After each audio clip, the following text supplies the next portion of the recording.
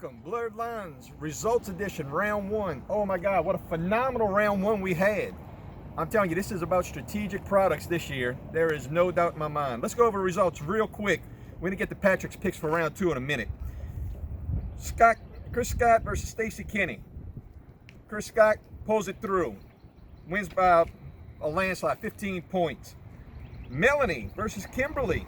This was Steve Riley's pick for the winner. He's got it going all the way to the championship. Melanie pulls it out with the buzzer beater. Before the buzzer beater, Melanie was winning by $3. That's right, $3. Closest game ever. With the buzzer beater, she pulls away with it. Next game, Garrett Kelly versus Chris Delner. You called it again, man. Delner's got it. He just punched it through. Next one, Freddie Ortiz versus Kimberly Williams. This one was kind of a landslide victory.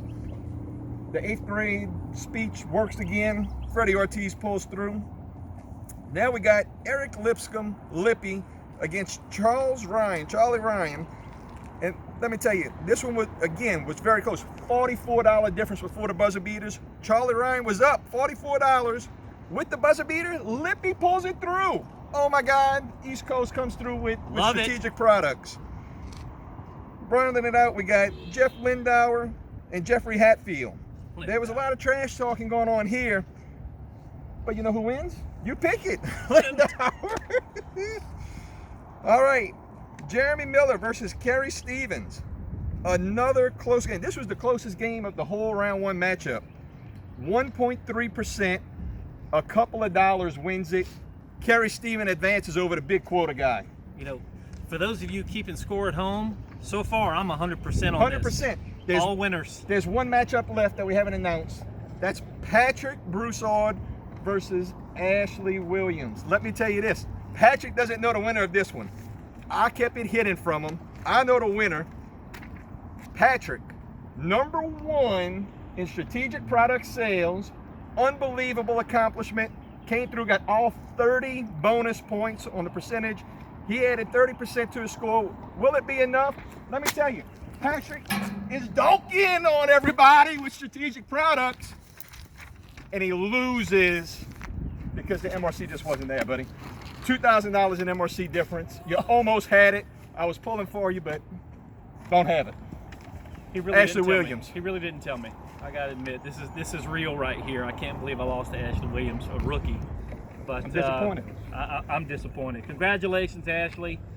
We mounted a comeback, but in the end, you know, it just wasn't enough. But we did win all the strategic products, huh? You know what I'm saying? Great job, great job. Still sucks. All right, Round 2, what we got? I'm gonna make this quick. First of all, Jude forgot to mention, I'm dressed like this because it is carnival season. Mardi Gras in New Orleans. Mardi Gras here in New Orleans. So let's, real quick, some of the feedback was I'm a little long-winded. I'm gonna make it quick. We've got David Freeman versus Chris Scott. Now, Katie DeRosa was here in Louisiana this past week for our kickoff, and I was able to coach her up a little bit, so I can't cheer against my girl. I'm gonna say Freeman's gonna take this one.